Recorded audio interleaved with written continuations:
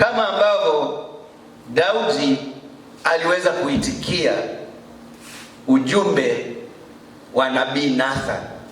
Na maandiko yanasema mnaposikia sauti ya Mungu, mnapoisikia sauti yake, msiufanye mioyo yenu. Anasema unapoisikia sauti yake, usiufanye moyo wako kuwa mgumu.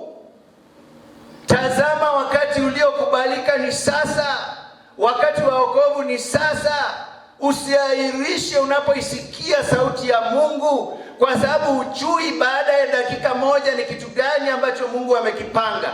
Hujui baada ya saa moja ni kitu gani ambacho Mungu amekipanga kwa ajili yako. Hujui baada ya siku moja ni kitu gani ambacho Mungu amekipanga kwa ajili yako. Hujui ya mbele, umefichwa machoni pako.